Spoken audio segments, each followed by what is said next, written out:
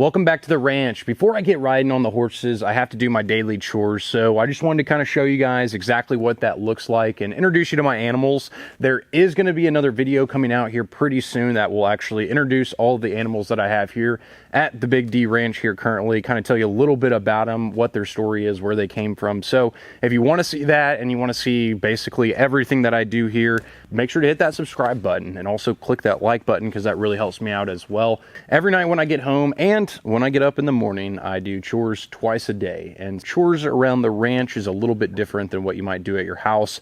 You actually don't have to make your bed here at the D Ranch. I never like doing that. So here at my house, you never have to do that, but you do have to feed the animals. So it's something, it is kind of a process and it does take some time, and a lot of people may not know exactly what that entails. So I kind of wanted to explain that. Right now on the ranch, I currently have 3 horses. I have 2 here in the barn, which I really have to take care of a little bit more so than Hondo, which is out in the field. And then I also have 4 goats. Me and my buddy Jimmy Dishman, we got some goats for goat roping. Really excited for that. And we're breaking these 2 horses that I have here behind me, which I'll be telling you about, and kind of the process of how I take care of them while they're underneath our care and our training. If you need horses trained, give me a call, hit me up, shoot me an email. So the order of how I do chores basically starts out with I immediately walk over to the horses. And the first thing I always do is I check their water buckets. So I'll go over there and typically I'll dump them out. They're usually pretty clean because I do this on a consistent basis, but with the arena being filled with dirt, there is dust that goes around, and so it gets in their buckets and kind of collects at the bottom. So I want to make sure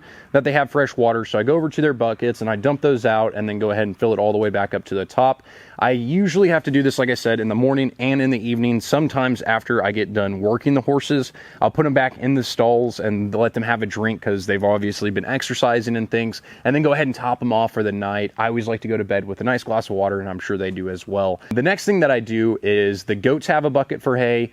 Each horse inside has a bucket for hay, and then Hondo, who is outside, he has unlimited hay because there's a hay bale out there, and there's also just 7 acres of full pasture that he can graze on. And he has a nice, wonderful pond, which I actually enjoy swimming in. He has that to give him water at any point in time. So he's really, really low maintenance. He doesn't really give us any problems. Hondo, I usually give him a little bit of grain. That's like his treat for the day, of being a good boy and staying inside. I take all the buckets for the hay out of the stalls. So Stud's got one, Paint's got one, and the goats have one. And I take it right outside. Right outside, I just have a hay bale, and we just use the pitchfork and take it right off of that. It comes off really easy. Fill it up in those buckets and then go ahead and give it back to the horses. It's a couple flakes of hay, and then I grain the animals. So the goats, I usually give them grain once a day because they mainly eat hay, and then the horses, I give them grain twice a day. And so that grain is going to be packed with nutrients, proteins, and things, so then it'll help rebuild their muscles, keep them strong, keep them focused, and keep them attentive. Just like if you have a supplement, if they have a supplement, they're going to perform better,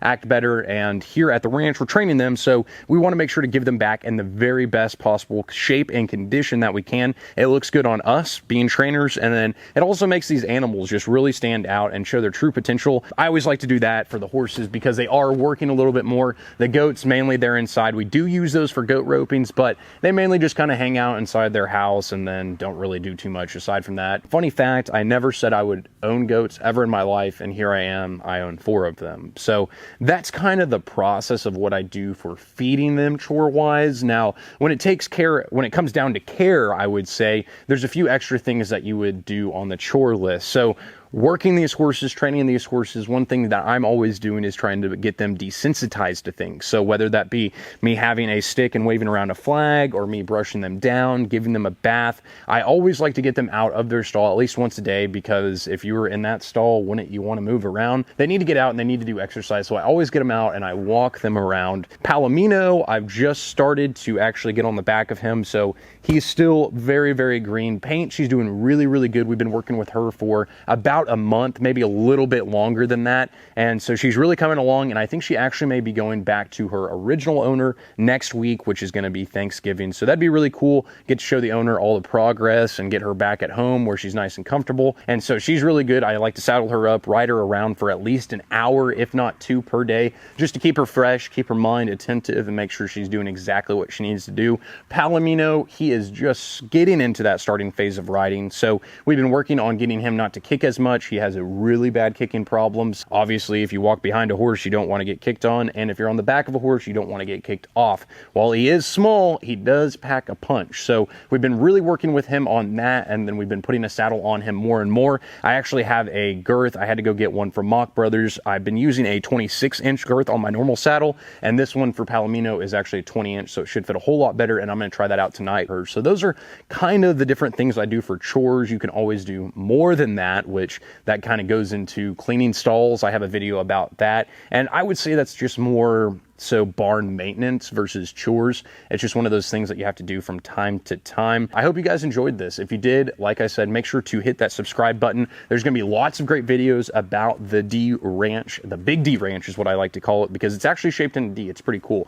And so there's going to be lots of great content with that. And if you subscribe, you can see all the new footage. Thanks for tuning in, and I'll see you next time.